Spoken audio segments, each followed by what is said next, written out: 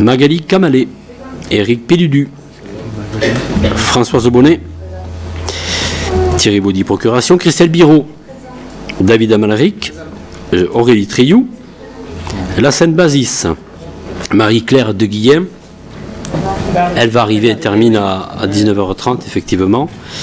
Christian Perrault, Michel Rieu, procuration, Alain Hortus, Marie-Françoise Bonello, Jean Bataillou, absent, procuration, Chantal Cosse, Marie-Christine Boutonnet, qui n'est pas là, qui nous a prévenu, qui était retenue à Bruxelles, Thomas Domenech et Philippe Pileux, qui est absent également, pas de procuration. Donc nous allons, juste avant, revenir sur une question qui a été posée, terminer. Oui, une seconde, je donnerai la parole.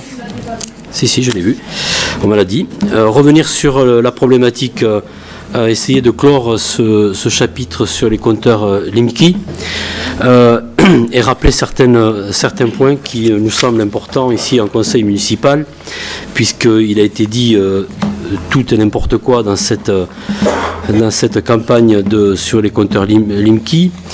Et je voulais revenir notamment sur un article qui est passé dans la presse concernant une position que j'avais prise lors du dernier conseil municipal le 24 mars concernant le maire de Carmaux, où j'avais dit que le maire de Carmaux avait passé une délibération contre Linky. Je n'ai jamais dit ça, c'est tout à fait vérifiable bien évidemment par la vidéo qui est disponible sur le site internet de la mairie. J'ai dit tout simplement que le maire de Carmaux avait pris une délibération contre les antennes Orange et qu'il avait, c'est exactement ça dans les termes que j'ai dit, et que Monsieur Espier, d'ailleurs, qui n'était pas en tant que maire de Carmaux, mais en tant que président du syndicat, avait été rétoqué sur cette délibération et qu'il avait pris une amende de 12 500 € pour avoir pris cette délibération qui n'était pas conforme. Voilà, donc j'avais rappelé que ce n'était pas le même sujet textuellement, mais que ça pouvait s'apparenter à prendre des délibérations qui ne sont pas légales, et je n'ai jamais dit que le maire de Carmaux avait pris une délibération contre Linky. Alors, la presse a repris des propos en disant que j'avais menti. Non, je n'ai pas menti, puisque cette information, je vous invite à venir vérifier. Je vous invite à venir vérifier sur Internet, parce que là, tout est vérifiable, ce que j'ai dit exactement, et vous verrez que je n'ai jamais dit ça. Donc, encore une fois, quand il faut faire attention à ce qu'on écrit, ce qu'on reprend sur les réseaux sociaux, et le vérifier avant de reprendre ce qui a été, ce que dit une certaine presse. Ceci dit, je voudrais revenir sur 3 points importants sur ce compteur Limki, notamment une note du SDET, du syndicat départemental d'énergie du Tarn, qui va clore et qui va apporter certaines réponses à certaines inquiétudes et libérer, je dirais, le conseil municipal de cette question sur le Linky. Courrier que vous aurez, que chaque conseiller aura tout à l'heure. Également la note juridique donnée, et je vais la lire également sur la réponse au compteur Linky, et vous aurez également une position de la préfecture de l'Ariège, du préfet de l'Ariège concernant les actions qu'il pourrait mener contre les délibérations qui ont été prises contre le compteur Linky. Monsieur le maire, ainsi que vous le savez sans doute, ERDF, concessionnaire de la distribution publique d'électricité pour laquelle votre commune a transféré sa compétence à notre syndicat, a engagé depuis la fin de 2015 le déploiement progressif d'une nouvelle génération de compteurs, appelés compteurs Limki, permettant de suivre la consommation d'électricité en temps quasi réel et de réaliser des opérations de gestion à distance, contrairement aux actuels compteurs électromécaniques ou électroniques. Ces compteurs, comme les précédents, constitueront des biens de retour de la concession, c'est-à-dire qu'ils appartiendront à l'autorité concédante. Cette propriété s'apparentant toutefois à une nue propriété, puisqu'en pratique, c'est le concessionnaire qui exploite les équipements à ses risques et périls, comme tout délégataire de services publics. Les autorités concédantes ont d'ailleurs, à de nombreuses reprises, demandé que les données détaillées sur la qualité de l'électricité distribuée que les compteurs Linky permettront de produire leur soient communiquées dans le cadre de leur mission de contrôle. Mais il n'est pas certain que le projet de décret en cours de préparation sur ce point leur donne véritablement satisfaction. Ce déploiement, qui relève de la responsabilité exclusive de ERDF, a été décidé par l'État au travers de plusieurs lois successives intégrées dans le Code de l'énergie. Le déploiement par ERDF des compteurs Linky a fait également l'objet d'un décret, de plusieurs arrêtés et de plusieurs décisions de la Commission de régulation de l'énergie qui ont décidé officiellement de ce déploiement progressif entre 2015 et 2021. Ce déploiement, qui n'a jusqu'à présent suscité aucune difficulté particulière auprès de la quasi-totalité des abonnés à l'électricité concernée, semble avoir toutefois conduit quelques très rares personnes, moins de 1%, à refuser, en invoquant des motifs de santé publique, l'installation du nouveau compteur Linky à leur domicile et à exercer des pressions sur leurs conseils municipaux en vue de délibérer pour refuser son déploiement sur leur territoire. En réalité, compte tenu du fait que le concessionnaire, gestionnaire de réseau, est seul chargé de l'activité comptage à laquelle n'a pas accès l'autorité concédante, la responsabilité de celle-ci et des communes qui en sont membres ne paraît pas pouvoir être engagée et je souhaitais vous en informer. En tout état de cause, l'incidence des ondes électromagnétiques associées au fonctionnement des compteurs Linky semble, selon les informations et études disponibles, extrêmement marginale par rapport à celle des multiples équipements électriques présents dans notre environnement, téléphone mobile, four à micro-ondes, téléviseurs, éclairage, etc. Suite à la saisine de certains citoyens, l'Agence nationale des fréquences va procéder à des mesures suivant un protocole garantissant leur objectivité dans quelques locaux ou logements ciblés du Tarn. Si vous le souhaitez, nous vous communiquerons les résultats de ces mesures en toute transparence, en me tenant à votre disposition. Pour toute précision complémentaire, je vous prie de croire, Monsieur le maire, en l'assurance de ma considération distinguée. Signé le président Alain Astier, président du SDET. Voici la note qui accompagne la note juridique concernant le compteur Linky. À la lumière d'une récente analyse juridique diligentée par la FNCCR, Fédération nationale des collectivités concédantes et régies, la note ci-après reprend quelques éléments de réflexion. Sur la propriété des ouvrages, les communes ont transféré au SDET le pouvoir concédant 16 juin 1937 en tant qu'autorité organisatrice de la distribution publique d'électricité AODE, le syndicat, autorité concédante, propriétaire des réseaux de distribution publique d'électricité, a signé un cahier des charges de concession avec ERDF. L'article 2 de ce document est l'article D342-1 du Code de l'énergie confirme que les installations de comptage font partie du branchement et appartiennent bien aux ouvrages électriques concédés. Sur la question de la responsabilité de la commune en cas de problème lié à l'utilisation du compteur Linky, la responsabilité de la commune ne peut être engagée. En effet, l'article 1 du cahier des charges de concession précise que le concessionnaire ERDF exploite le réseau à ses risques et périls. La nature même du contrat implique le principe de responsabilité exclusive du concessionnaire. Sur l'opposition qui peut être faite au remplacement des compteurs par l'usager, la commune ou l'AODE, cette possibilité est très limitée. En effet, la transposition en droit français des directives européennes sur le sujet, avec notamment la loi sur la transition énergétique de 2015, aboutissant aux articles R 341-4 et suivants du Code de l'énergie, oblige légalement ERDF à déployer le compteur communicant Linky. ERDF n'est pas tenu d'obtenir l'accord du client pour poser un compteur. La méconnaissance par l'usager des conditions générales de contrat d'accès au réseau pourrait au contraire engager sa responsabilité et autoriser ERDF à suspendre, voire résilier le contrat. Une position du syndicat AODE serait une faute contractuelle au regard de l'article 1 du cahier des charges de concession est considérée comme une entrave à l'exploitation par ERDF du service dans les conditions définies par la loi. Le juge administratif considère que l'usage du pouvoir de police municipale n'est légitime qu'en cas d'atteinte ou de menace avérée de troubles particulièrement graves à l'ordre public, rendant en l'espèce ce pouvoir inadéquat. Sur l'invocation de principe de précaution, l'invocation du principe de précaution semble tout aussi difficile. En effet, sur le risque incendie, la note juridique précise qu'aucun élément circonstancié n'établit l'existence d'un risque, même incertain, d'incendie de nature à justifier l'adoption de mesures de précaution par les autorités publiques. Il est important de rappeler que ce risque est dépendant du type de compteur posé, mais plutôt lié à la qualité du geste technique de serrage des câbles électriques. Sur les ondes et le courant porteur en ligne, CPL, et leur risque pour la santé publique, ce risque a déjà été écarté à 2 reprises. Le Conseil d'État, arrêt du 20 mars 2013, mentionne que le rayonnement électrostatique émis par les dispositifs de comptage compteur Linky n'excède ni les seuils fixés par décret, ni ceux admis par l'Organisation mondiale de la santé. Cette conformité a par ailleurs été confirmée par une expertise menée par le Centre de recherche et d'infrastructures indépendantes sur le rayonnement électromagnétique à la demande de 3 syndicats d'énergie AODE. La technique CPL est déjà utilisée pour donner l'impulsion des tarifications heure creuse et heure pleine pour les compteurs existants depuis de nombreuses années. Le compteur Limki utilisera cette technique quelques secondes par jour pour remonter le signal de consommation. Sur la confidentialité des données, ERDF est soumise à la confidentialité et la sécurité des données et s'est conformée aux recommandations de la CNIL dans ce domaine.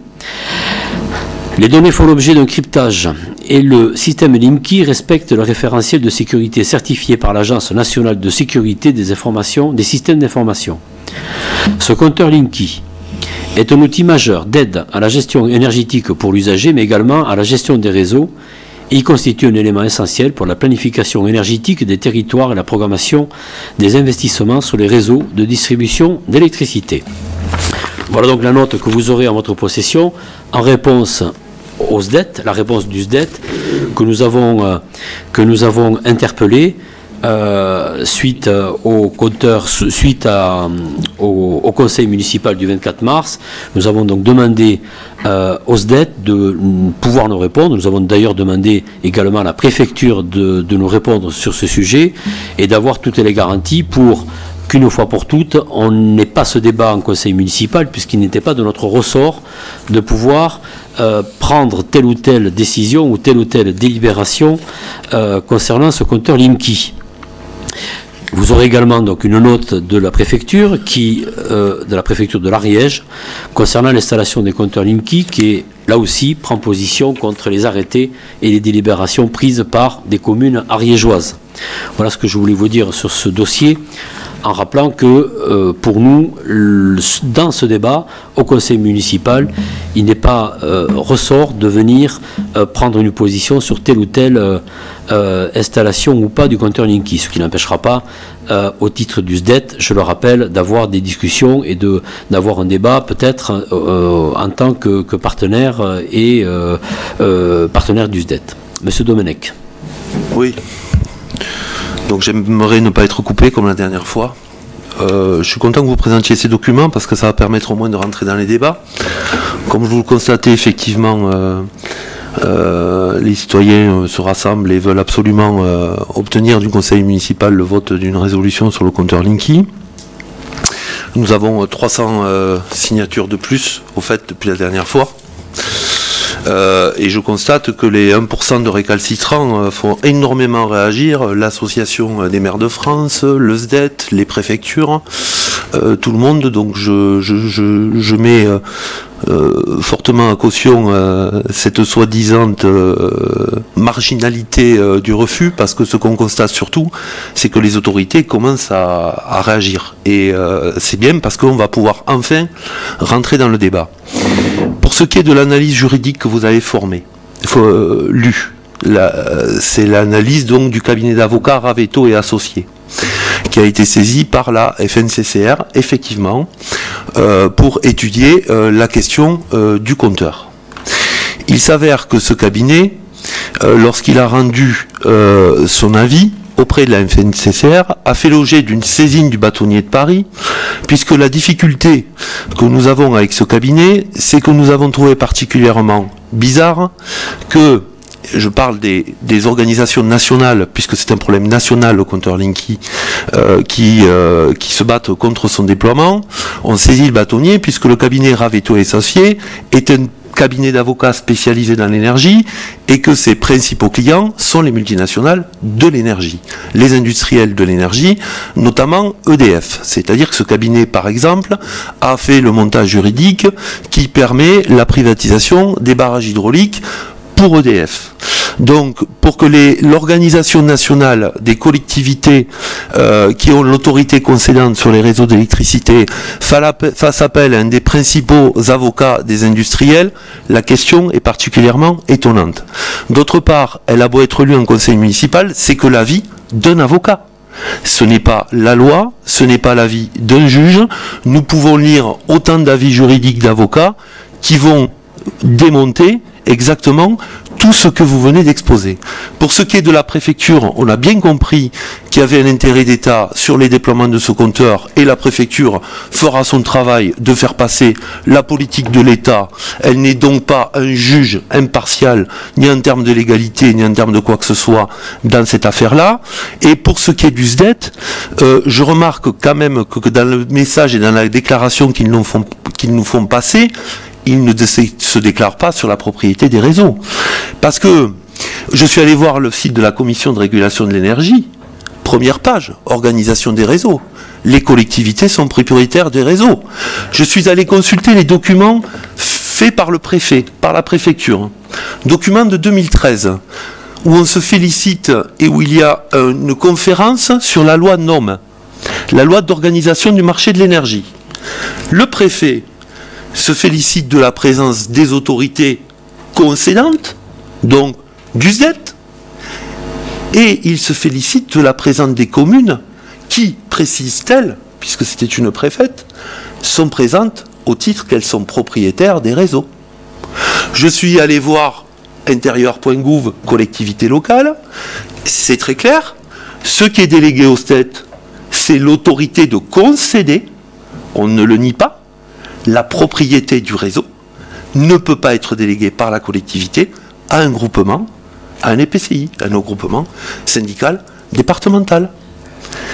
C'est pour ça qu'il y a parce que vous citiez l'article de la Dépêche, il y a l'affaire Espier, certes, mais il y a la deuxième partie. C'est-à-dire que les mêmes autorités nationales dont vous alléguez sur les analyses juridiques ne répondent pas de la même façon que le Z sur la propriété du compteur. Eux, ils disent, et ce que dit le journaliste, à l'occurrence de la Dépêche du Midi, il dit, mais nous, le syndicat national dans lequel est regroupé l'ESTET, nous explique qu'un syndicat départemental, certes, a l'autorité de concéder pour la commune, mais n'est pas propriétaire. Mais quoi qu'il en soit, ça veut dire quoi?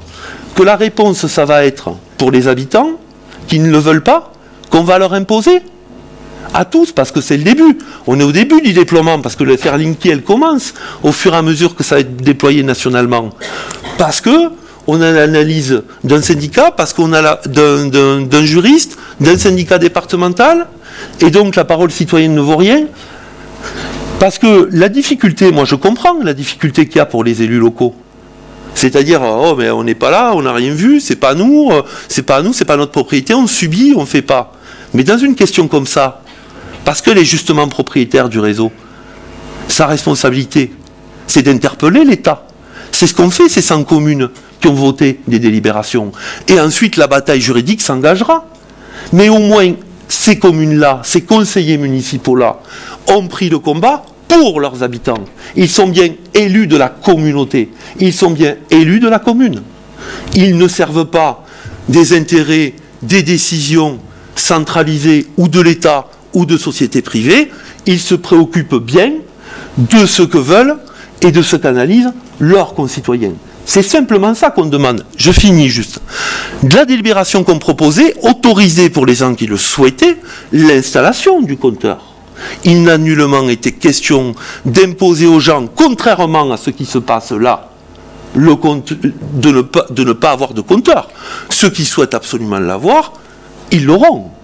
Mais il faut absolument que les gens, parce qu'il y en a quand même des dizaines, des centaines sur la ville de Gaillac qui l'ont refusé, il y a plus de 1500 signatures, trouvent une autre réponse que, excusez-nous, le préfet a dit, le SDET a dit, tout ça c'est soumis à caution, il y a une campagne juridique nationale qui va commencer, parce que la bataille juridique, elle commence, la mobilisation nationale, elle commence, et les mobilisations locales aussi. Ça ne s'arrêtera pas, M. Gosserand, comme cela. y compris à Gaillac. Tout simplement parce que c'est spontané. On revient sur le premier débat, ce sont les gens qui ont réagi. Ni les organisations, ni rien. On a tous été dépassés dans cette histoire-là. Tous. Pour ça, on est à égalité. Il y a une partie de la population significative qui peut être là, mais aujourd'hui le regrette pour les discussions que j'en ai, et ça méfie, et une partie non moins significative qui carrément le refuse. Il faudra bien traiter cette question-là à la mairie de Gaillac. Allez, merci M. Domenech. On vous a laissé parler.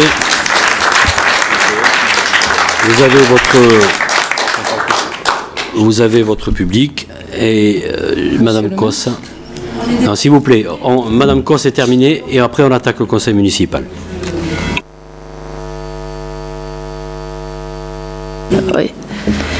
Je voudrais juste rappeler la position que nous avons. Je pense que quand aujourd'hui vous nous faites la démonstration une fois de plus de vous arc-bouter derrière des arguments d'ordre juridique qui minimisent d'un côté, etc., qui ont une crédibilité très relative, et je retiendrai de ce que vous avez dit qu'on n'a pas à avoir de débat en conseil municipal si on a à avoir ce débat en conseil municipal. Et là, je rejoins tout à fait ce qu'a exprimé, je ne vais pas le répéter, Thomas Domenech.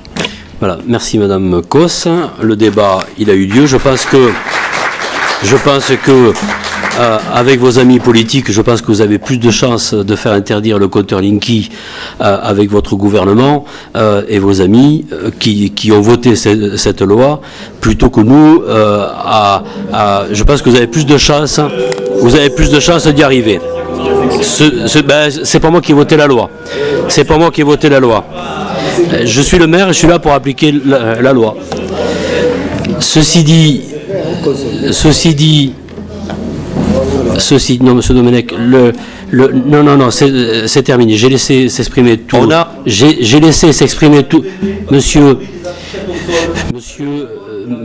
Domenech, déjà, concernant Monsieur Domenech, il y a une opposition. Monsieur Domenech, bon, Monsieur Domenech, je pense qu'il y a eu... s'exprimer. Monsieur Domenech, il y a eu une opposition. On a essayé, nous, de répondre avec le syndicat départemental d'électrification. Nous avons donné une réponse officielle que nous n'avions pas, d'ailleurs, la dernière fois. Nous avons donné cette réponse de notre délégation, de notre délégataire. Nous avons donné des explications qui, aujourd'hui, ne nous permettent pas de prendre une délibération contre. Je rappelle que dans ce dossier, s'il y a des inquiétudes, nous les porterons peut-être au niveau du SDED, mais pas au sein du conseil municipal, pas à travers une délibération qui serait illégale. Vous avez une position contraire, vous avez le choix, vous avez le droit d'en parler, de vous exprimer, vous l'avez fait, je ne vous ai pas coupé la parole, Madame Cos également. Nous considérons, nous, que ce dossier concernant le conseil Linky, concernant la délibération, nous avons pris une motion, je rappelle, la dernière fois, concernant les contrôles, la demande de contrôle qui nous paraissait importante peut-être à travers le SDET. Le SDET nous répond qu'il fera ces contrôles. Pour moi, aujourd'hui, en l'état, je n'avance pas sur d'autres débats. Alors, vous pouvez faire les débats que vous voulez, mais je vous dis, ce n'est pas le lieu, aujourd'hui, dans ce conseil municipal, de parler de sujets qui n'incombent pas la municipalité, je dis bien, sur une délibération d'interdire le compteur Linky. Voilà.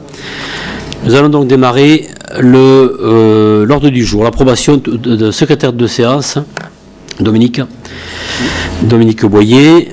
L'ordre du jour, l'approbation du procès-verbal du conseil municipal du 24 mars 2016. Qui est contre?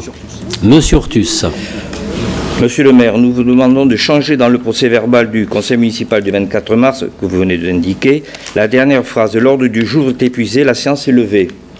Par la phrase suivante, le quorum n'est plus atteint, la séance est levée et les affaires soumises à délibération seront renvoyées à une date ultérieure. Écoutez, le c'est compte rendu... l'article 13 du règlement intérieur de la municipalité. Si ça va être fait, on le fera. Vous avez que ça? J'ai que ça, tout bon. simplement. Alors on y va. Ensuite, qui est contre? Pardon? est-ce que cette modification sera apportée? Ben, si c'est la loi, on la fera. S'il y a une erreur, C'est la loi. Ah ben c'est la loi, c'est le règlement Donc intérieur. je C'est le vous règlement dis, intérieur, si ça doit être article 13. porté, on le portera. Il n'y a pas de souci.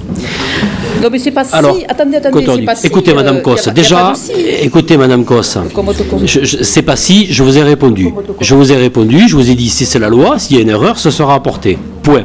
Alors on peut faire un débat aussi sur chaque article. Je sais bien que c'est votre position normale, naturelle, mais maintenant il y a un conseil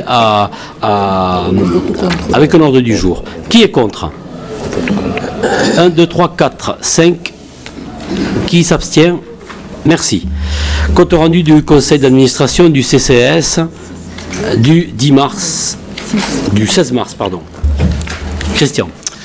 Bien, bonsoir à tout le monde. Pour le conseil d'administration du CCS du 16 mars 2016, après validation du compte rendu du 17 février 2016 voté à l'unanimité, vote des comptes administratifs CCS et SAD 2015, délibération de l'affectation de résultats 2015 du CCS voté à l'unanimité, délibération des résultats du 2015 du SAD voté donc à l'unanimité.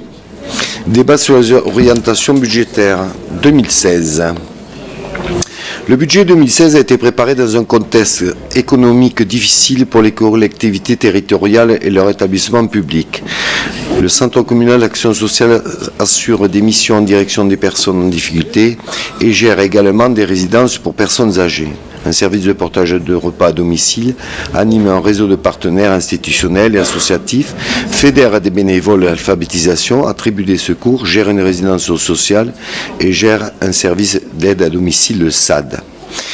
Les projets d'avenir sur la ville. L'ABS-AVS a dressé un portrait social de la commune à travers des éléments de cadrage en termes de dynamique territoriale, des caractéristiques et d'évolution socio-démographique, de parcs de logement et des dynamiques résidentielles. Un panorama de l'offre service et d'accompagnement social, une évaluation des besoins sociaux sur la commune en termes d'aide sociale et de lutte contre la précarité, d'accès à l'emploi et d'insertion, de conditions d'habitat et d'accès au logement, de situation des familles et d'action éducative, de situation des personnes âgées, d'état de santé et d'accès aux soins.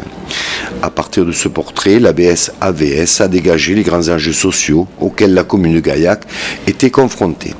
Ces enjeux concernent la mise en cohérence du schéma de développement avec les évolutions socio-urbaines, l'animation de la vie sociale au service de la cohésion sociale et l'épanouissement individuel, le soutien à l'autonomie et à l'insertion professionnelle des Gaillacois, la prévention des différents risques d'isolement, de perte d'autonomie des publics fragilisés, la conduite et le suivi des projets sociaux d'immersion de la vie sociale.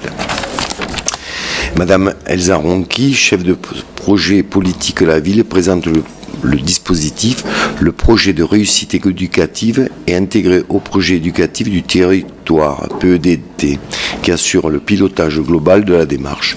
Le CCS assure la gestion administrative et financière du projet de réussite éducative. Monsieur le vice-président présente les données chiffrées du budget 2016 en rappelant que la délibération d'orientation budgétaire ne nécessite pas de vote. Orientation budgétaire CCS. Concernant les dépenses, elles sont estimées à 435 907,59 €. Concernant les recettes, elles sont estimées à 435 907,59 €.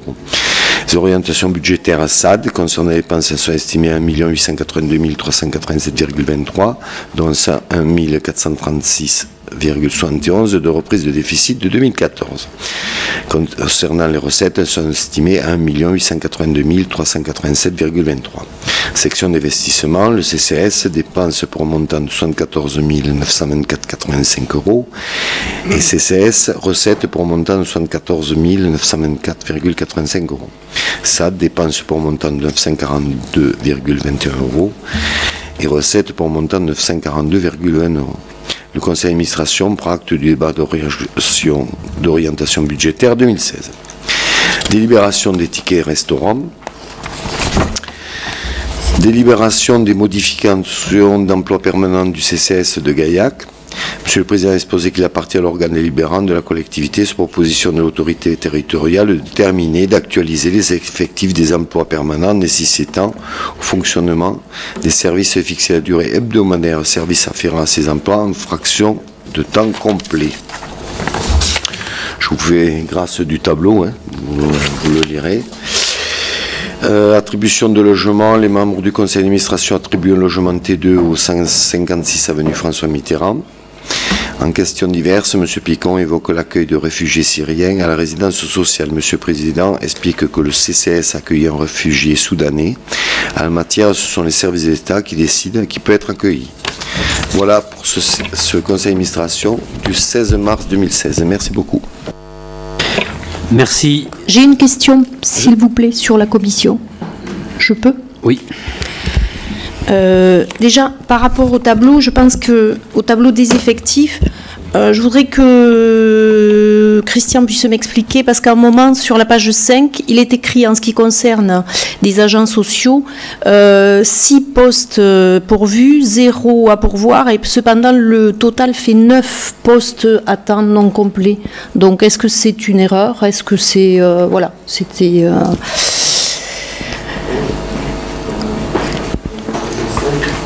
Oui. 1, 2, 3, 4, 5, 6, 7. C'est ça. Tu as raison. Oui, d'accord. Deuxième remarque. En ce qui concerne le tableau, c'est que le poste de livreur est compté sur le tableau du SAD, alors qu'il fait partie de l'effectif du CCAS. Hein, on avait fait la remarque en comité technique, je pense qu'il faut le réajuster. Et enfin, Pardon. Oui. Oui, les livreurs de repas, oui, ils font partie du CCS, voilà, pas du SAD. Ouais, c'est ça. Hein, c'est pour la véracité des tableaux. Et ensuite, en ce qui concerne le tableau des effectifs, on note qu'il y a un poste qui est définitivement fermé, qui est le poste de responsable des aides à domicile. Quelles conséquences cela a-t-il sur l'organisation administrative du service? Aucune, parce qu'en fait, on a réparti les tâches sur les autres agents. Et par contre, on a une personne qui vient pour la comptabilité à remplacer, qui vient de la comptabilité en plus, quoi. Voilà.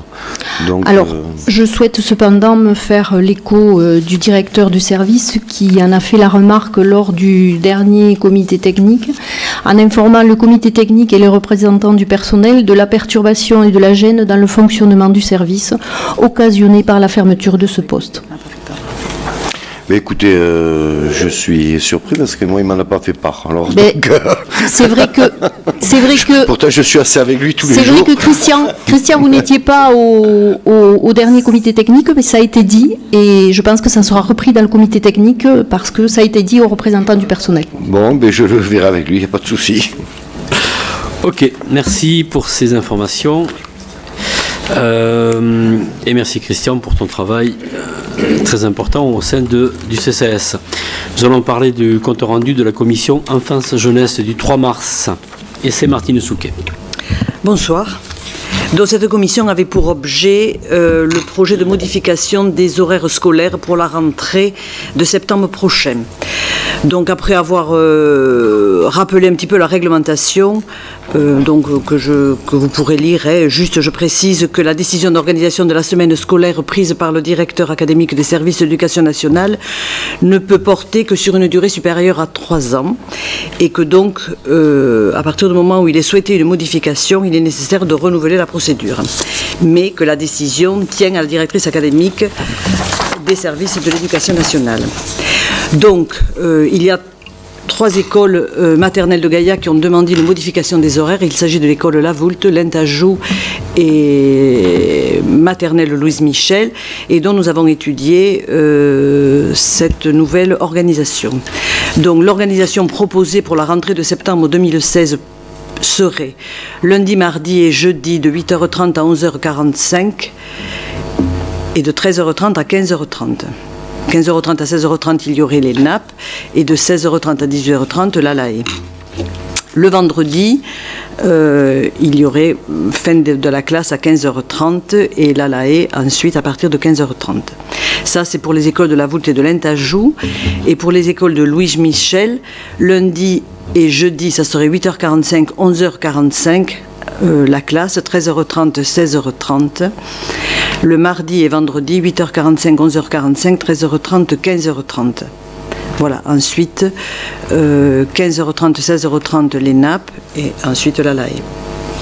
Voilà, donc après on a un petit peu exposé les avantages, les enseignants nous ont exposé les avantages qu'ils considéraient à ces nouveaux horaires. Tout d'abord, avoir des horaires réguliers d'entrée et de sortie.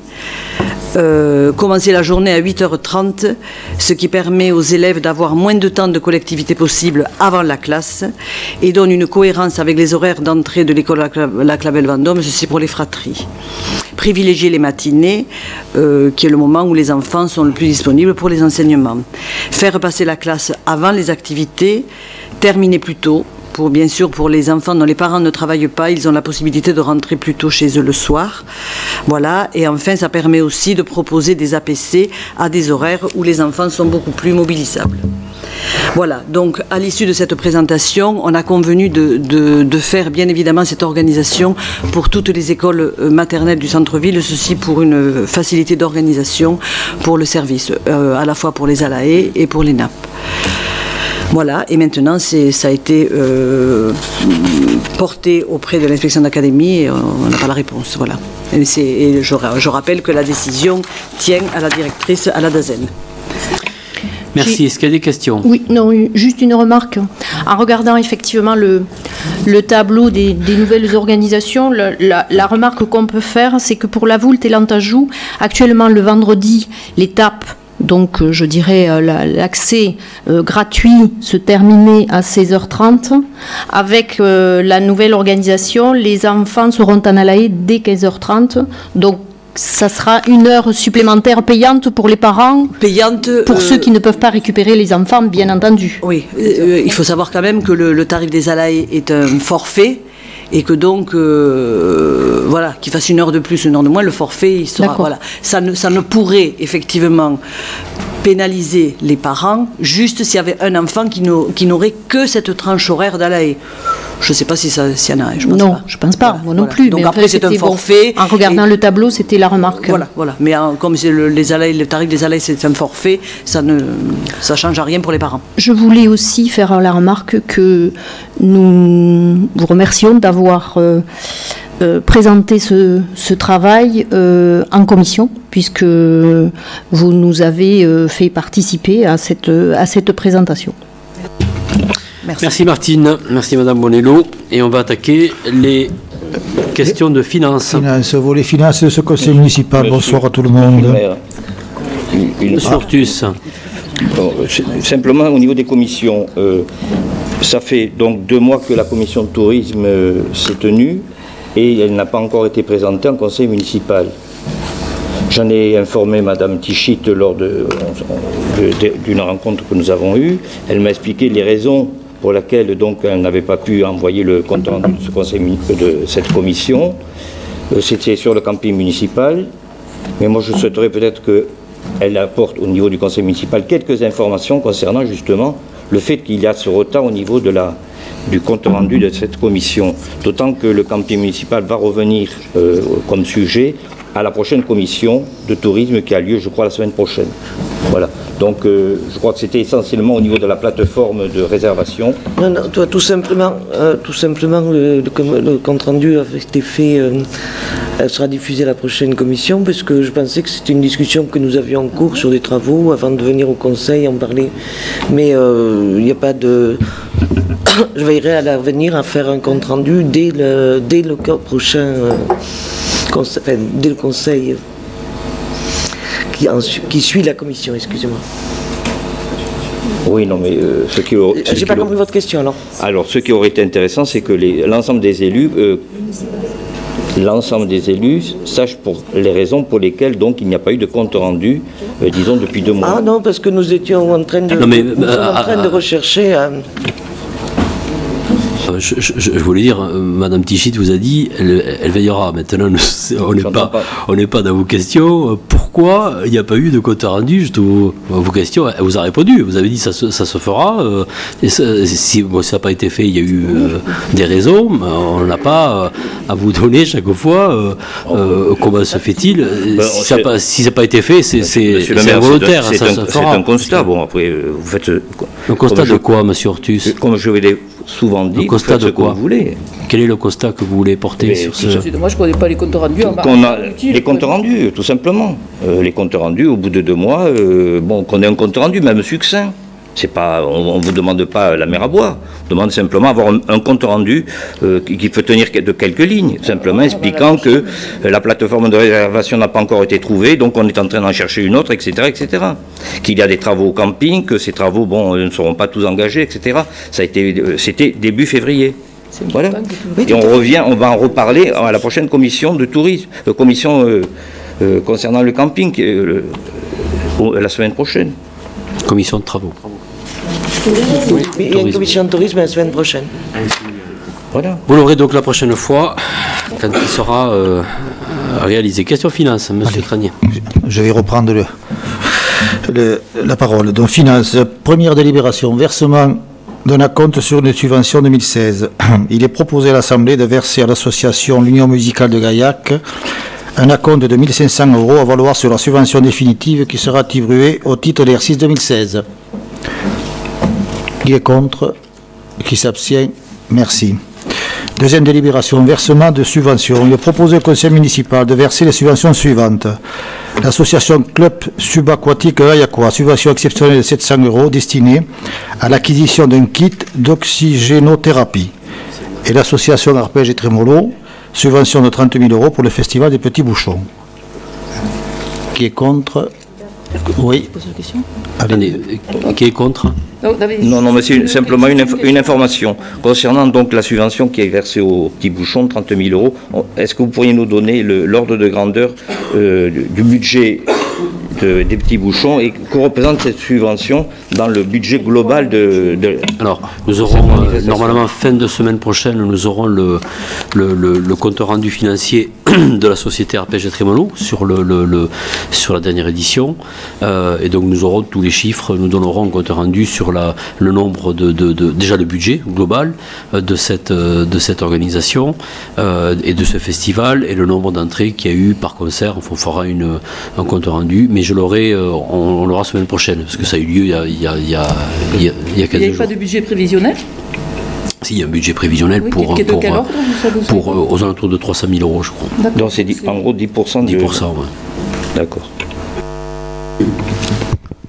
D'autres questions? Mais bon, après, concernant est-ce que ça a généré des bénéfices, est-ce qu'il y a eu des pertes, est-ce que par rapport aux entrées, etc. Je ne sais pas, nous n'avons pas le compte exact sur cet exercice, sur cette manifestation.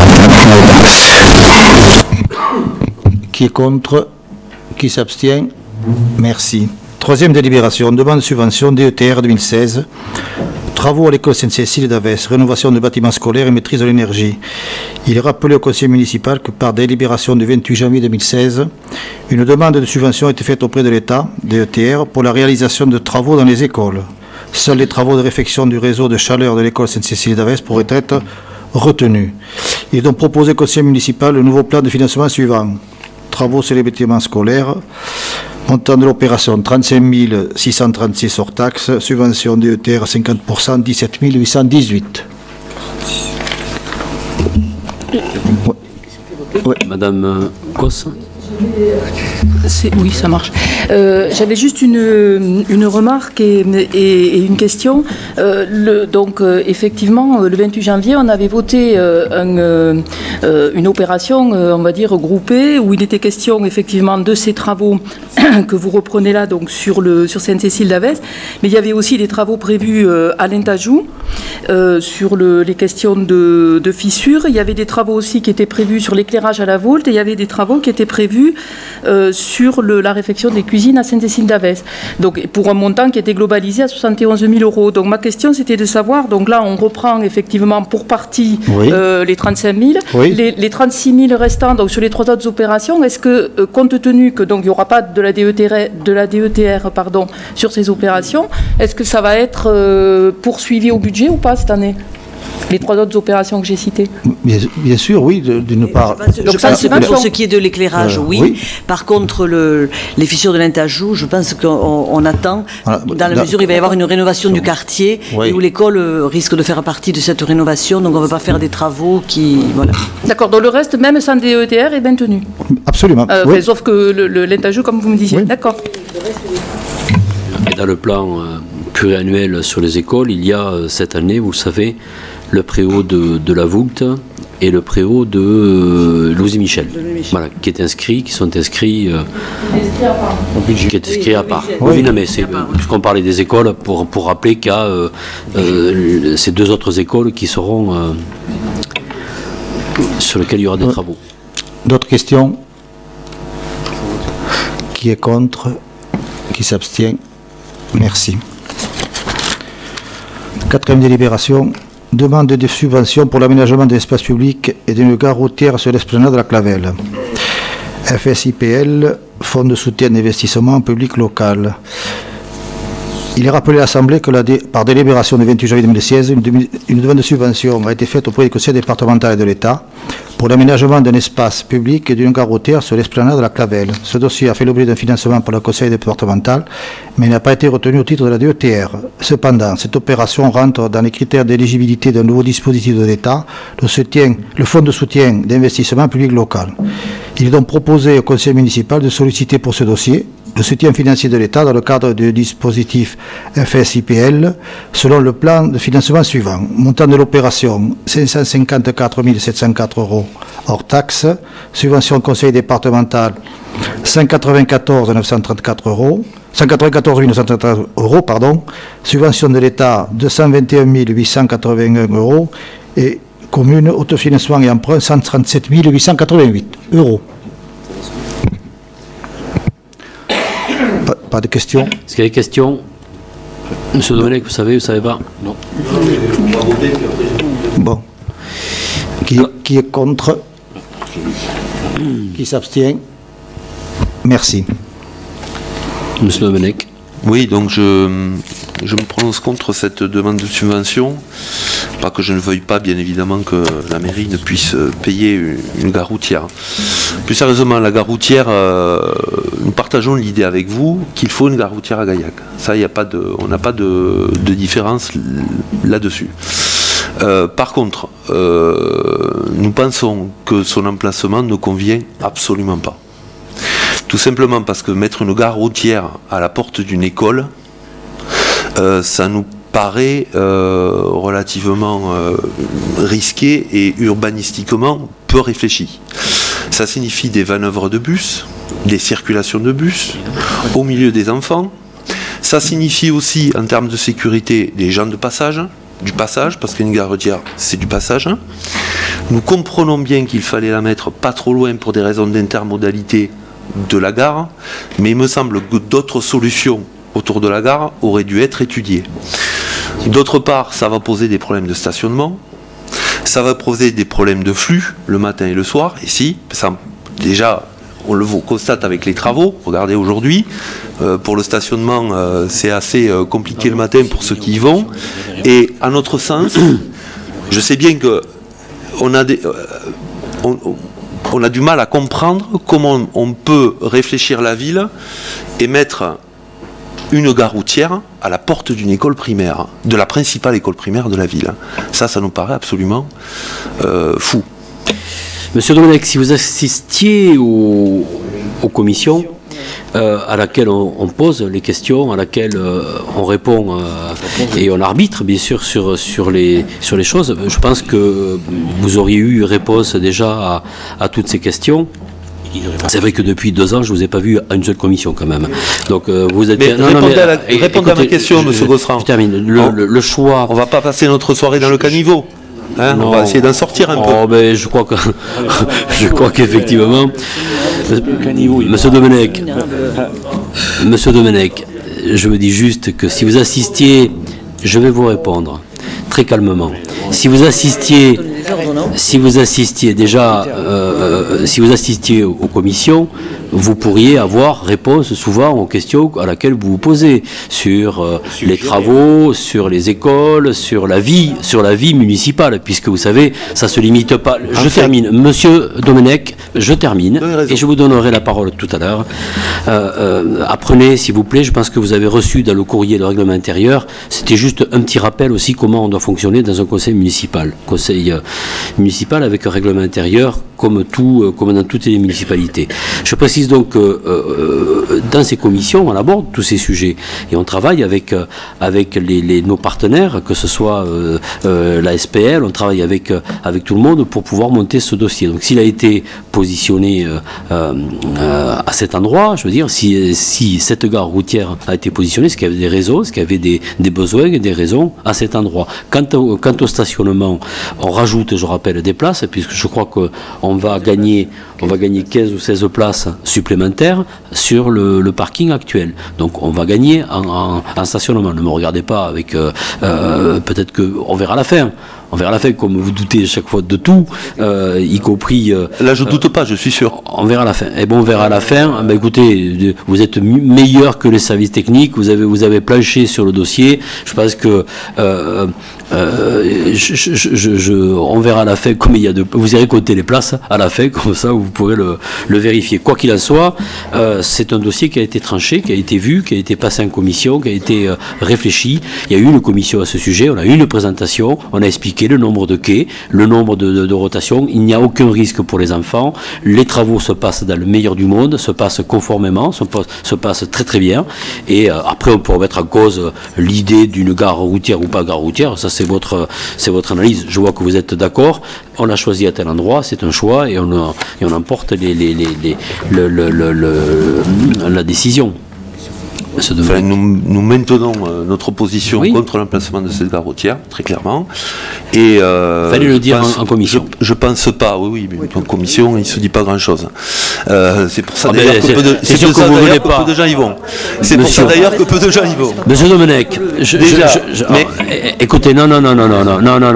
Je voudrais juste, Monsieur Domenech, je vous demanderai, Monsieur Domenech, très gentil, si je vous coupe, et je vous demanderai à l'avenir de modérer quand même vos paroles. Je sais que, Monsieur Domenech, je sais que vous prenez pour habitude de plus en plus de prendre certaines aises dans ce conseil municipal. Je vous demanderai tranquillement de modérer vos paroles, de respecter les gens qui font des commissions, de modérer. Je vous donne s'il vous plaît. Vous contestez peut-être. Moi, je vous dis de modérer vos paroles et de respecter les gens des commissions, dans les commissions qui sont faites. Vous ne pouvez pas en parler, vous n'y êtes jamais venu en 2 ans. Pas une commission en 2 ans. Et bon, je veux bien qu'on s'intéresse à la vie municipale, je veux bien qu'on soit élu, mais on participe à minima. Ce dossier, ce projet de gare routière, si vous aviez voulu vous intéresser à ce dossier, si vous aviez voulu amener des informations sur sa position, vous seriez venu, l'exprimer. Vous n'êtes jamais venu. Aujourd'hui, la gare routière est quasi terminée, elle est quasi finie, et tout à coup, on se dit, à tel endroit, on pourrait la faire ailleurs. C'est trop tard, monsieur Domenech. La demande de subvention arrive maintenant. Non, la demande de subvention, elle a été faite déjà auparavant avec le conseil départemental, puisque le projet a été lancé. Renseignez-vous bien, le projet a été lancé dans le budget avec la subvention du conseil départemental. Là, c'est une nouvelle subvention parce qu'on peut-être obtenir à travers l'État une nouvelle subvention. On en fait la demande quand les dossiers nous sont ouverts et qu'on peut la faire. Vous vous opposez, je vois que vous êtes opposé à cette subvention, c'est votre droit, vous avez voté, nous passons à autre chose. Merci. Je peux... S'il vous plaît. Vous me redonnerez la parole. C'est vous qui l'avez dit. Dernière délibération, un document que vous n'avez pas reçu concernant... Je peux m'exprimer ? Attendez. Monsieur Domenech. Non, je termine s'il vous plaît. Je voulais terminer le volet finance. Madame Cos, et après vous parlerez, vous ferez ce que vous voudrez. Mais... Attends. On termine. Madame Cos. Merci. Non, je voulais simplement dire, effectivement, nous, sur ce projet-là, nous avons suivi, mais je voudrais rappeler simplement qu'on avait exprimé, d'ailleurs, lors de la délibération qui avait été prise concernant cette opération, certaines réserves, parce qu'on avait découvert, effectivement, le projet, mais pas discuté en commission des travaux. Voilà, c'est tout ce que je voulais rappeler. Merci, Madame Cos. Merci. Dernière délibération des finances. Demande de subvention. À force. Demande de subvention exceptionnelle pour la section sportive gymnastique acrobatique du collège Taillefer. La municipalité a été saisie, vous n'avez pas le document, a été saisie par la direction du collège. Pardon ? Je demande s'ils sont d'accord. De passer cette délibération. On est d'accord.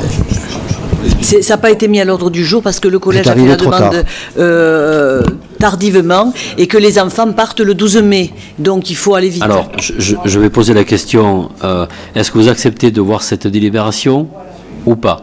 Non, mais on allait la poser à la fin, mais d'abord vous voulez la lire, puisque on voulait d'abord vous la proposer. Je ne sais pas de quoi il s'agit. Si vous voulez l'accepter ou pas. Bon, je reviens. La municipalité a saisi par la direction du collège René Taillefer pour une subvention exceptionnelle de montant de 200 € afin de permettre aux jeunes de la section sportive gymnastique acrobatique de l'établissement de participer au championnat de France à Valenciennes le 12 mai prochain. Il est donc demandé au conseil municipal de délibérer afin de permettre à M. le maire d'autoriser d'attribuer la somme de 200 € à la section sportive gymnastique acrobatique du collège René Taillefer et donner pouvoir à M. le maire de signer toute pièce nécessaire à l'accomplissement des présentes. Qui est contre? Qui s'abstient? Merci. J'en ai terminé avec le volet finance, M. le maire. Merci, M. Tranier. On y va avec les projets d'urbanisme. Alors, nous allons procéder à la dénomination de la voie, donc reliant l'avenue Rhin et Danube au chemin Toulouse. Donc, c'est le petit chemin qui se situe en bas du chemin des Crêtes. Donc, il s'appelait anciennement voie de Boissel à Lautan. Donc, nous proposons chemin des Trémols, qui se dit Trémouls en occitan et qui veut dire tremble, l'arbre. Voilà, qui est contre? Qui s'abstient? Merci. Bon, je vois que vous avez le plan à l'écran, c'est bon. Donc, cession à Madame Lecointe Sarah. La commune envisage de céder au profit de Madame Lecointe Sarah, donc une maison approximativement de 68 mètres carrés au sol et cadastrée section BS 611 située au numéro 7 de la place Philadelphe Thomas. La vente est consentie après accord entre les parties moyennant le prix de 67 000 €, avis des domaines étant de 67 000 €, 67 300 €. Cette vente vient annuler la délibération en date du 3 novembre 2015 suite au désistement du précédent acquéreur. Donc un sous-seing privé sera passé devant notaire au plus tard le 31 avril. Vous avez vu une petite erreur, il y a écrit 31 mars. C'est 31 avril 2016. 30 avril 2016 et dépôt de garantie sera fait. La vente devra être effective au 1er juillet 2016, faute de quoi ce bien sera remis à la vente. Donc qui est contre? Qui s'abstient? Merci. Après prescription acquisitive de la parcelle BS numéro 115. Je ne sais pas si on peut avoir le plan. Donc, depuis le mois d'avril de l'année 1978, la commune de Gaillac possède une parcelle de terre située rue Hippolyte Rigal, figurant au cadastre, donc sous le nom BS 115, donc le dit Nature Land de 7 arts 18 centiares. Que cette possession a eu lieu au titre de propriétaire d'une façon continue, paisible, publique et non équivoque. Donc c'était une parcelle en fait qui correspond au remblaiement du Cruchou. Voilà, il est donc proposé de constater la prescription acquisitive de la parcelle cadastrée BS 115 pour 718 mètres carrés. En fait, c'est une régularisation. Voilà, qui est contre? Qui s'abstient? Merci. Bonjour. Alors, merci. On a terminé avec les questions. Non. L'accessibilité. Ah oui, il y a un agenda programmé pour l'accessibilité des ERP, oui. Donc, quatrièmement, agenda programmé Dominique. pour l'accessibilité des ERP, établissements recevant du public. Dans le cadre de la loi numéro 2005-102 du 11 février 2005 pour l'égalité des droits et des chances, la participation et la citoyenneté, l'ordonnance du 26 septembre 2014 prévoit la réalisation d'agendas d'accessibilité programmés des ERP. Les 23 bâtiments ERP de la ville de Gaillac, de la première à la 4e catégorie, ont fait l'objet de diagnostics accessibilité. Les bâtiments de 5e catégorie seront étudiés durant l'année 2016. Le taux d'accessibilité moyen des bâtiments étudiés est de 52%. Il ne descend pas en dessous de 42% et il n'excède pas 58%. Le montant total de la mise en accessibilité des bâtiments étudiés s'élève à 1 199 495 € hors taxe. Afin de répondre aux objectifs de mise en accessibilité des bâtiments ERP fixés par la loi handicap en cohérence avec la réalisation de ses finances, la ville de Gaillac propose un agenda d'accessibilité 2015 à 2023. Vous avez l'annexe. Étant entendu que le tableau doit faire apparaître des réalisations ou des mises en accessibilité achevées.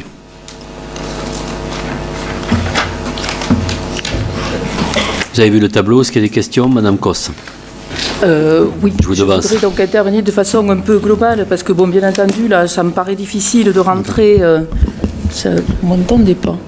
Ça me paraît difficile de rentrer effectivement dans un débat, puisque c'est quand même un sujet qui est très technique. Je voudrais simplement soulever que, d'abord, ce dossier aurait dû être déposé normalement en fin septembre 2015. Puisque c'est la loi qui le veut. On ne voit pas très bien, nous, pour ce qui nous concerne, ce qui justifie le retard de plus de 6 mois qui a été pris pour le déposer. D'autant que là, la commune est d'ores et déjà sanctionnable pénalement sur ce retard pris de dépôt. Alors, ensuite, si on rentre dans la procédure qui devrait s'engager à minima pour les opérations que vous prévoyez donc dans ce programme à 2016, pour que soit déposée une demande d'autorisation de travaux sur les opérations qui sont prévues dans le plan, donc a priori en premier lieu celles qui sont prévues en 2016, il faut que l'agenda d'accessibilité soit d'abord validé par le préfet, ce qui risque de prendre quand même plusieurs mois, puisque c'est jusqu'à plusieurs mois. On nous donne 4 mois de délai, au pire, on va dire. Si on ajoute à ça les délais d'instruction des demandes d'autorisation proprement dites, qui peuvent prendre aussi des délais de plusieurs mois, on sera rendu en novembre ou décembre 2016. Ce qui veut dire que là, le constat, c'est que sur le plan et l'agenda que vous nous proposez, l'année 2016, donc de programmation de travaux, est perdue. Puisque si jamais on les fait sans les mettre dans l'agenda, ils ne seront pas... comptabilisés, si vous voulez, dans le volume et dans la procédure, effectivement, ADAP. Je termine, s'il vous plaît. Après, on va plus se rappeler des questions, vous savez, voilà. Vous en posez chaque fois beaucoup.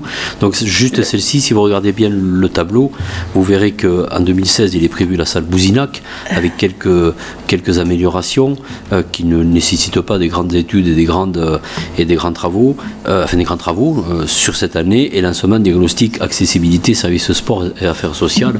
Là aussi, on n'est pas quand même dans des dossiers qui sont très très lourds.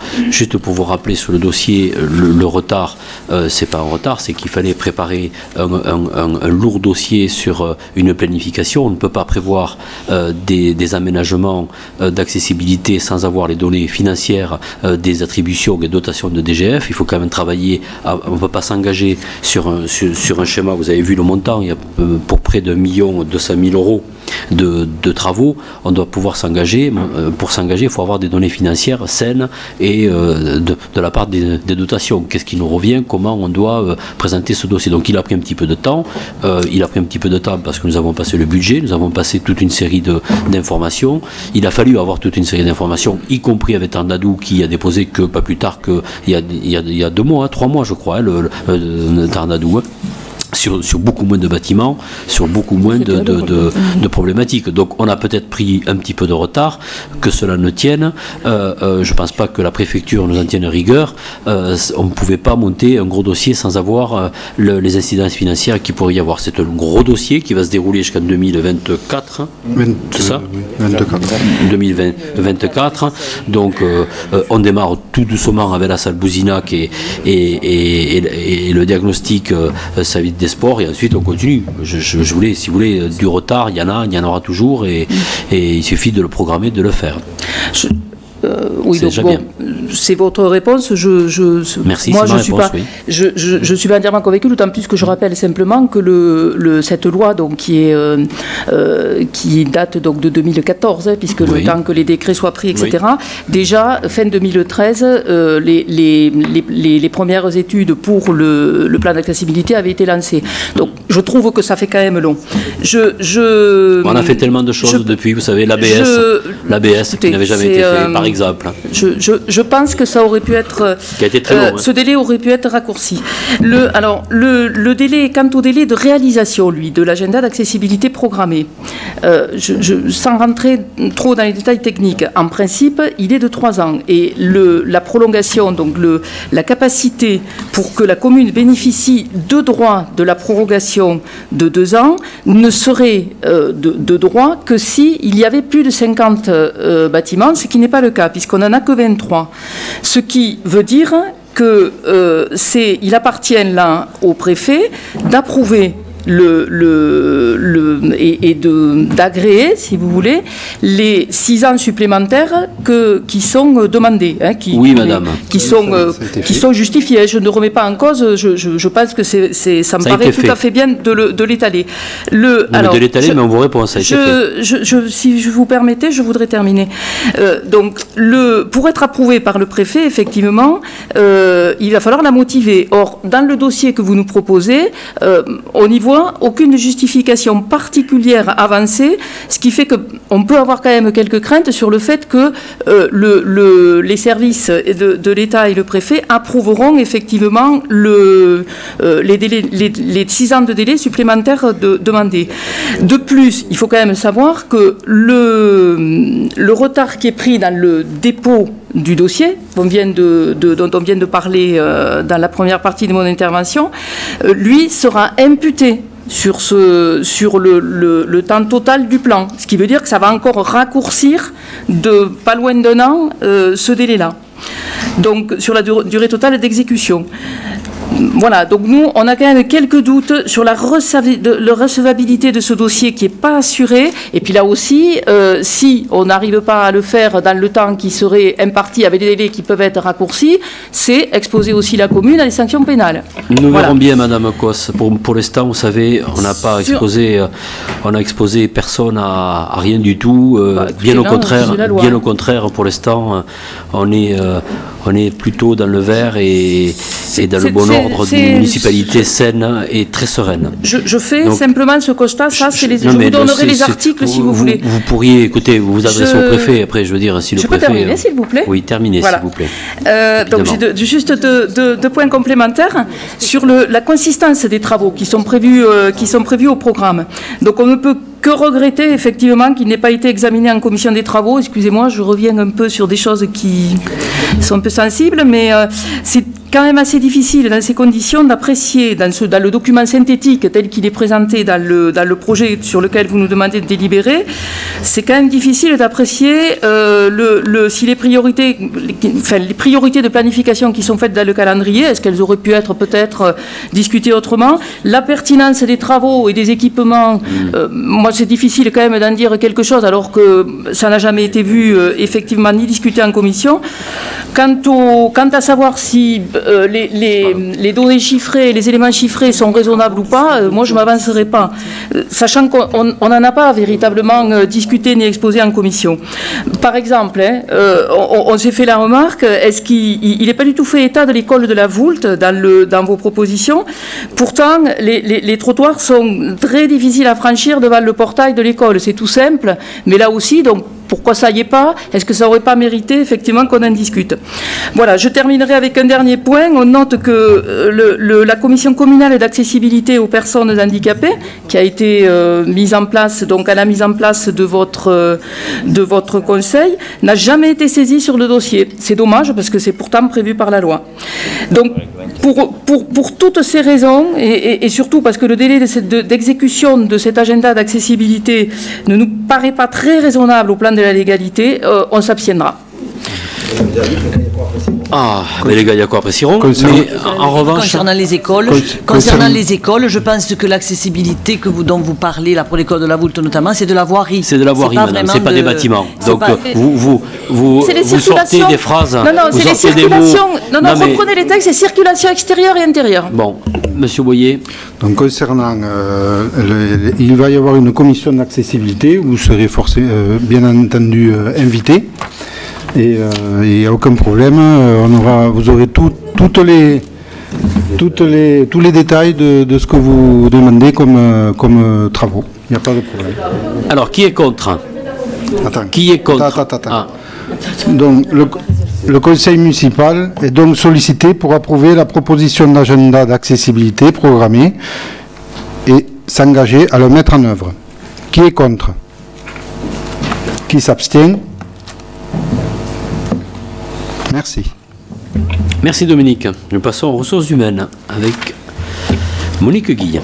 Alors, concernant les tickets restaurants, il est proposé à l'Assemblée délibérante d'attribuer pour l'année 2016 à chaque agent titulaire, stagiaire ou contractuel sur un emploi permanent un montant de tickets restaurant de 250 €, soit 50 tickets de 5 € pour un agent à temps plein ou pour un temps non complet et supérieur ou égal à 50%, et 125 €, soit 25 tickets de 5 € pour un agent à mi-temps non complet inférieur à 50%. Ce principe sera appliqué de la même façon pour les contrats aidés lors d'un renouvellement de contrat. Pour être bénéficiaire de ces tickets restaurants, les agents devront être en poste au 1er janvier 2016 ou avoir une ancienneté de 3 mois pour les contractuels en remplacement au 1er mars 2016. Il sera attribué des tickets restaurants aux emplois saisonniers ou occasionnels. Il ne sera pas attribué, des tickets restaurants aux emplois saisonniers ou occasionnels. Il est proposé au conseil municipal de fixer le montant de la participation des agents pour ces tickets restaurants de la manière suivante. Pour une rémunération de 1 500 € net, la part patronale est de 60% et 40% pour l'agent. Pour 1 500 € à 2 000 €, part patronale 55% et 45% pour l'agent. Pour une rémunération au-delà de 2 000 €, 50% par patronal et 50% par agent. Est-ce qu'il y a des questions? Qui est contre? Qui s'abstient? Merci. Ensuite, délibération fixant la modification du tableau des effectifs des emplois permanents. Vu la loi numéro 83-634, 13 juillet 1983, modifiée, portant droits et obligations des fonctionnaires, vu la loi numéro 84-53 du 26 janvier 1984 modifiée, portant dispositions statutaires relatives à la fonction publique territoriale, vu le décret numéro 91-298 du 20 mars 1991 modifié portant dispositions statutaires applicables aux fonctionnaires territoriaux nommés par des emplois permanents, vu les décrets portant statut particulier des cadres d'emploi et organisant les cadres s'y rapportant, pris en application de l'article 4 de la loi numéro 84-53 du 28 janvier 1984 modifié, Monsieur le maire expose qu'il appartient à l'organe délibérant de la collectivité sur proposition de l'autorité territoriale de déterminer les effectifs des emplois permanents nécessaires au fonctionnement de service et de fixer la durée hebdomadaire de service afférente à ces emplois en fraction de temps complet à travers les tableaux des effectifs des emplois permanents actualisés. Donc le tableau a été annexé. Est-ce qu'il y a des questions? Oui. Dans le tableau présenté le 14 octobre 2015 en commission du personnel et en conseil municipal le 3 novembre, l'effectif était de 192 postes permanents pourvus et 12 postes à pourvoir, ce qui fait 204 postes en effectif en ce qui concerne la mairie. Dans le tableau joint aujourd'hui pour ce conseil, nous avons 195 postes pourvus et 14 à pourvoir, soit 209, donc 5 postes supplémentaires. Est-ce que vous pouvez me dire où sont ces postes? C'est exactement le même tableau qui a été présenté à la dernière commission et au dernier CT. Oui. Rien n'a été modifié. Oui. Donc les explications, tout était clair et net au dernier CT. Donc j'estime qu'aujourd'hui tout est clair et net. Mais nous sommes un conseil municipal et je tenais à faire partager mes collègues municipaux c'est drôle que vous n'avez pas fait partager les citoyens. Non, mais les citoyens sont à même de savoir où sont ces postes. Voilà. Bon, écoutez, on vous répondra au prochain conseil municipal. Comme d'habitude. Voilà. Alors, écoutez-moi, moi j'ai regardé quand même parce qu'effectivement j'assiste aux commissions. Donc j'ai bien vu que la culture avait été étoffée de 2 postes supplémentaires, le service accueil également, le service jeunesse. Et par contre, je m'étonne qu'il n'y ait rien pour les services techniques, d'autant plus qu'on entend qu'effectivement, il manque des agents au niveau des services techniques. Voilà, c'était la remarque que je voulais faire. Et d'autre part, je voulais vous représenter de nouveau la question pour savoir quand est-ce que nous aurons un organigramme fonctionnel, puisque nous le demandons depuis maintes reprises, et que je vous l'ai demandé également au Conseil du 14 octobre. Vous m'avez dit qu'on aurait une réponse assez rapide, ainsi que Monsieur le maire d'ailleurs me l'a dit. Mais nous sommes donc fin avril, nous n'avons toujours pas de réponse. Et si nous avions un organigramme fonctionnel, cela éviterait peut-être de poser ce genre de questions.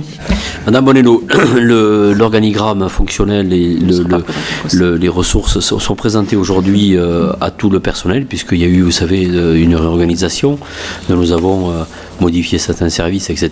Et donc il est présenté depuis la fin de la semaine dernière, depuis le début de semaine même, à tous les agents, de manière à bien valider ensemble chaque service. Donc les réunions ont démarré depuis lundi, et à l'issue de ces réunions, c'est-à-dire d'ici quelques jours, d'ici fin de semaine prochaine, nous serons en mesure de pouvoir éditer cet annuaire qui est un petit peu compliqué à faire, parce qu'il y avait à revoir un petit peu certains postes. Donc tout ça, vous l'aurez. Ça a pris un petit peu de temps, mais vous l'aurez à l'issue des réunions que nous fixons aujourd'hui, puisque... Je voulais rajouter, moi, quelque chose là. Tout à l'heure, Marie-Françoise, concernant le nombre d'agents, le tableau est juste, c'est bien 46. Hein. Je viens de recompter, il y a bien 46 agents. Oui, mais ma question c'était de savoir pourquoi à un moment on a 6 postes pourvus, 0 à pourvoir, et qu'au total on en a 9. C'est tout. C'est une question, est-ce que c'est parce qu'il y en a 3 qui restent à pourvoir, ou est-ce que le total fait réellement 6? C'était juste la question. C'est pas la question là. Ouais, on va terminer avec Monique Guil, sinon on va partir dans tous les sens, et on va plus savoir de quoi on parle.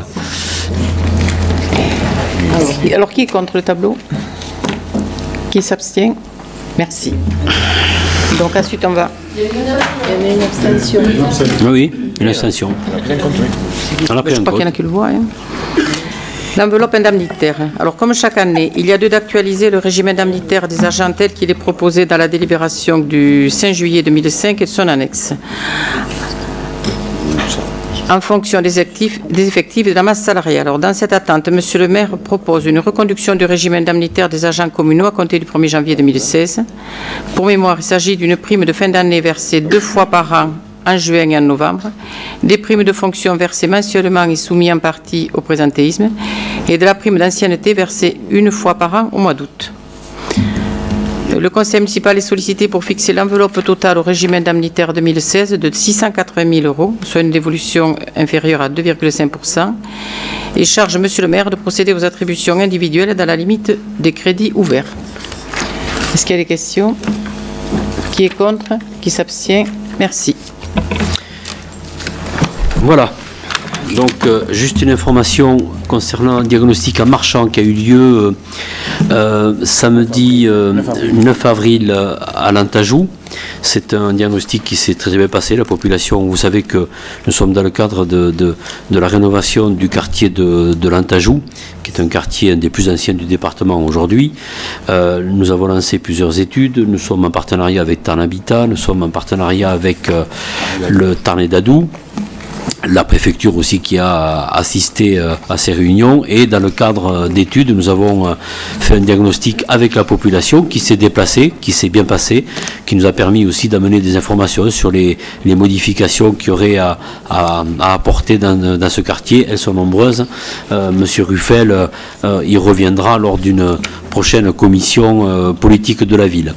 Nous avons une nouvelle réunion de quartier. Vous savez que depuis le début de notre mandat, nous nous déplaçons régulièrement dans les quartiers pour pouvoir discuter avec la population. Et là, c'est concernant le lancement du chantier rénovation de l'abbatiale.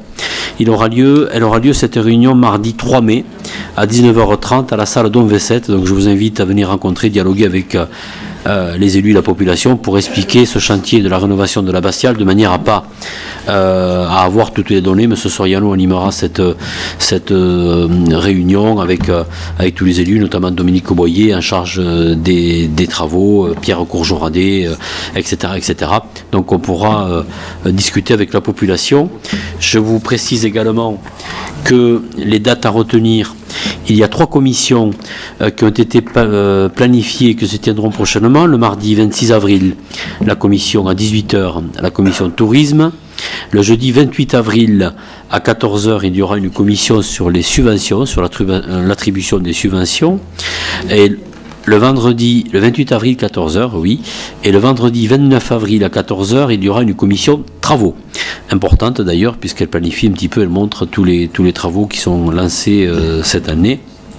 Monsieur le maire, Monsieur Ortus. Moi j'avais relevé des dates, mais vous donnez de nouvelles dates là. Oui, parce qu'il y a eu des changements dus à des obligations qui sont compliquées, puisque c'est pour ça qu'on les précise. Les changements qui ont eu lieu dans l'après-midi certainement, parce que moi qui ont eu lieu, des changements qui ont eu lieu dans la journée effectivement, dus à des. Ce matin. Et le mail il a été envoyé ce matin. Dès qu'on a pris la décision, on a envoyé tout de suite les changements de date, effectivement. Par mail. Donc je rappelle, 26 avril 18h commission tourisme, 28 avril 14h commission subvention et vendredi 29 avril 14h commission travaux. Je précise également que vous avez en votre possession le nouveau Gaillac et vous destiné au projet, au budget. Comme certains n'y ont pas assisté, mais vous aurez tous les chiffres clés qui, je rappelle, nous donnent quand même une des villes les moins endettées de Midi-Pyrénées, une fiscalité qui reste stable et des investissements à plus de 4,2 millions cette année pour la commune de Gaillac. Voilà, je vous remercie. Je vous souhaite une bonne Madame Monello. J'ai une question diverse, si vous permettez. Oui. Il s'agit de l'hôpital. En fait, il s'agit de relayer une inquiétude des agents de l'hôpital de Gaillac au sujet des travaux qui étaient prévus.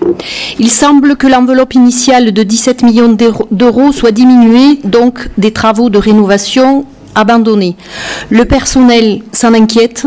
En effet, ces travaux de rénovation sont attendus par tous, soignants, résidents et leurs familles, afin de réhabiliter certains services qui en ont besoin, pour améliorer le cadre de vie des résidents et les conditions de travail des soignants. Nous nous adressons à vous en tant que président du conseil de surveillance pour savoir si vous avez connaissance d'éléments sur ce sujet, d'éléments rassurants, je le souhaite, ou sinon pouvez-vous nous en dire quelques mots.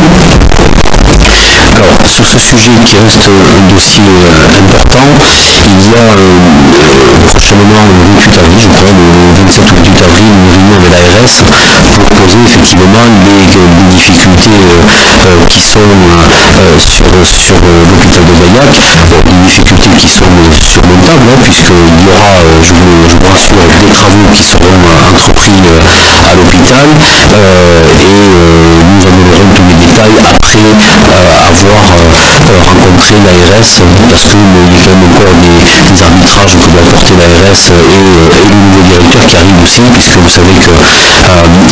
Guineman était parti, M. Jouclat était parti à la retraite, M. Guineman également a une mutation sur l'hôpital de Carcassonne, et puis donc aujourd'hui il y a M. Pinzelli qui était directeur de l'hôpital de Castres, avait pris le relais avec Castres, Albi, Revel et Gaillac.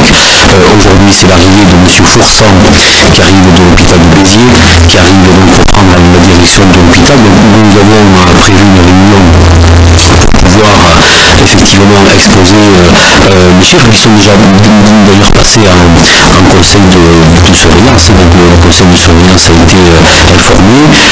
Effectivement il y a quelques difficultés qui vont amener à revoir le projet de travaux qui avait été validé depuis 2009, depuis 2009-2010. Aujourd'hui, les travaux qui s'élèvent à plus de 12 millions d'euros sur la ville, sur l'hôpital, seront revus certainement à la baisse, mais dans un projet cohérent, dans un projet partagé avec les agents hospitaliers. Là aussi, c'est le souhait qui a été exprimé par le conseil de surveillance de revoir le dossier complet, mais de ne pas partir dans une évaluation de travaux sur lesquels on ne pourrait pas arriver à payer finalement, et par l'envie de faire des travaux colossaux, mettre les agents, mettre les emplois en péril à l'hôpital de Gaillac. Donc il a été préférable de revoir la copie, de faire une copie beaucoup plus modérée, de faire des travaux beaucoup plus acceptables à la fois par les finances de l'hôpital et en respectant bien sûr la qualité des soins, en respectant le besoin besoin des agents sans mettre en péril, et ça a été mon souhait au sein du conseil de surveillance qui a approuvé à l'unanimité de ne pas mettre jamais en péril les emplois de l'hôpital de Gaillac. Donc revoir la copie dans un premier temps, d'avoir une copie qui réponde aux réels besoins de l'hôpital de Gaillac, sans partir sur des sommes qui étaient a priori démesurées ou trop importantes pour être absorbées par les finances de l'hôpital. Nous avons fait une contre-expertise aussi également avec le conseil départemental et avec quelques élus pour avoir des chiffres précis, pour savoir on ne peut pas effectivement aujourd'hui prendre le risque de lancer des travaux autour de 12 millions qui mettraient en péril peut-être l'emploi sur le Gaillac. Donc le choix a été fait, on préserve l'emploi, entre l'emploi et les travaux, on préserve l'emploi et on fait les travaux bien évidemment. Et les travaux seront repositionnés immédiatement, c'est-à-dire pas au calendrier, on revoit la copie tout de suite et on proposera un projet, l'hôpital proposera un projet au conseil d'administration, au conseil de surveillance, un projet dans les meilleurs délais. C'est dans tous les cas le sens des consignes que j'ai souhaité porter au conseil de surveillance. Aujourd'hui, vous n'avez pas de chiffres à nous donner en ce qui concerne la diminution de cette enveloppe globale de travaux. Non, je vais vous dire pourquoi. Parce que je suis un petit peu surprise quand vous parlez de 12 millions d'euros, parce que le projet initial était même de 17 millions d'euros, tout au début. Donc là, aujourd'hui, 12 millions. Il est à 12 millions d'euros. D'ailleurs, nous avions, à la demande de M. Guimaman, fait une parution sur le Yakini pour présenter le projet. Il était estimé à 12 millions d'euros. Déjà, donc, si vous relisez, vous voyez bien qu'on a toujours parlé de 12 millions d'euros, mais c'est le chiffre qu'on m'a toujours donné depuis 2014. Et aujourd'hui, on a mis. Je vous dis qu'aujourd'hui, il n'y a pas d'estimation, puisque le projet est revu. Il est recalé en fonction des moyens, de la capacité d'emprunt, tout simplement, de la capacité d'emprunt que pourra obtenir l'hôpital. Il y aura des travaux qui amèneront une modification sur l'hôpital. Mais si vous voulez, aujourd'hui, l'hôpital de Gaillac, comme d'ailleurs tous les hôpitaux, que ce soit Guy, que ce soit d'autres, sont dans une situation difficile, vous le savez, vous connaissez un petit peu donc aujourd'hui, quand le conseil de surveillance a eu les chiffres effectivement à venir et les projections à venir, il nous a paru démesuré de faire prendre un risque sur une situation qui pourrait amener en 2 ans à un passif quasiment estimé à 2 millions d'euros et remettre en question l'emploi sur Gaillac. Si vous voulez, le choix a été vite fait entre l'emploi et les travaux. On fait les travaux, mais surtout on préserve l'emploi. Voilà, c'est le premier. Je suis bien d'accord, mais les travaux aussi préserveront l'emploi parce que, bien entendu, on se rend compte qu'il peut y avoir quelquefois un désintérêt des patients, je dirais, pour l'hospitalisation dans certains services, compte tenu du fait que les services ont besoin d'être relevés, ce qui se comprend tout à fait. C'est un vrai dossier, Mme Monello. Aujourd'hui, il n'est pas question, il est question, pour ma part, en tant que président du conseil de surveillance, de soutenir la modernisation de l'hôpital. Il n'y a pas d'ambiguïté à ce niveau-là. Si vous voulez, il faut des travaux. On a fait un audit, on a visité, je veux dire, ça remet, mais il faut faire des travaux à taille financière de l'hôpital. On ne peut pas lancer des travaux qu'on ne pourra pas financer. Donc il faut revoir les priorités, il faut revoir l'investissement, il faut revoir les partenaires de l'hôpital, notamment l'ARS, qui doit mener un concours supplémentaire, de voir aujourd'hui cette configuration la plus saine, si vous voulez, qui demandait quelques jours, et je vous dis, le rendez-vous pris semaine prochaine avec l'ARS pour avoir une proposition de calendrier. Voilà. Alors, est-ce que cela veut dire que lorsque le dossier a été monté, la situation financière de l'hôpital était meilleure qu'aujourd'hui? Alors, quand le dossier a été monté, non, pas forcément, visiblement, il y avait des projections qui avaient été pas prises en compte, et aujourd'hui, la capacité, tout simplement, la capacité d'emprunt n'est pas acceptable par les banques, donc si vous voulez, donc aujourd'hui, la situation financière fait que les hôpitaux ont du mal à gagner de l'argent, si vous voulez, à faire des équilibres. Donc aujourd'hui, soit on continue en disant attention à la capacité, il faut savoir qu'en faisant les travaux, on est obligé de fermer un bâtiment, donc on libérait des places, on libérait des lits, donc on libérait du chiffre d'affaires. Si vous voulez l'hôpital, en fermant des lits, en fermant 30 lits, tout simplement le chiffre d'affaires qui va s'effondrer pendant la durée des travaux. Ça vient aggraver toute la situation. Donc il fallait s'opposer, de dire attention, ne partons pas dans une capacité d'emprunt qu'on ne pourra pas rembourser, il vaut mieux s'opposer, etc. Donc les chiffres ont été revus, comme dans tout projet d'ailleurs. Tous les hôpitaux ont lancé, ont revu à la baisse selon le bilan et les résultats d'exploitation de chaque établissement. Je pense que quand même la situation financière doit être différente parce que les gens qui ont monté le projet ne sont pas des inconscients. Ils ont monté un projet en fonction des chiffres qu'ils avaient, je suppose. Madame Monello, je vous rappelle qu'en tant que président du conseil de surveillance, je ne suis pas ordonnateur de l'hôpital. Vous savez très bien, je n'engage pas, je n'ai pas la signature, je ne gère pas l'hôpital. Je suis juste président d'un conseil. Donc je ne suis pas là pour signer les chèques, je ne suis pas là pour évaluer. Je rappelle que ce dossier a été porté depuis 2009-2010 et aujourd'hui, après audit et après résultat avec la direction intérimaire d'ailleurs qui est arrivée, il nous est apparu invraisemblable, je veux dire, et très risqué de partir sur des travaux qu'on ne pourrait pas payer et mettre en péril l'emploi. Donc la première décision, c'est de dire on revoit la copie, on protège l'emploi, surtout l'emploi. Par contre, encore une fois, je pèse le mot, il y a pas d'ambiguïté et il y aura des travaux à l'hôpital, ça a été acté, mais de manière à pouvoir le payer. Voilà. C'est un vrai dossier, et je vous dis qui sera présenté, j'ai demandé que tous les agents de l'hôpital soient associés également au futur projet de travaux. Après, on peut en parler pendant 2 heures, mais c'est tout simplement que le projet qui avait été évalué, il a été surévalué. Donc aujourd'hui, il faut revenir dans des sommes acceptables et faire partager, ça a été un souhait, faire partager les agents sur le projet de travaux, de dire bon, les priorités, qu'est-ce qu'on va modifier, etc. Voilà. Et le faire en concertation avec les agents. Ça a été demandé également par le conseil de surveillance et accepté à l'unanimité. Je me fais porter la parole du conseil de surveillance.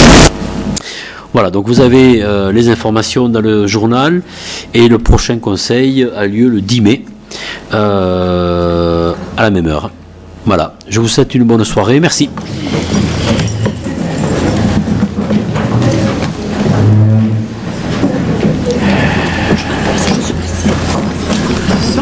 Il fallait lui dire qu'elle doit être bien au courant, la signature qui était sur les listes, c'est lui qui a foutu le bordel en fait.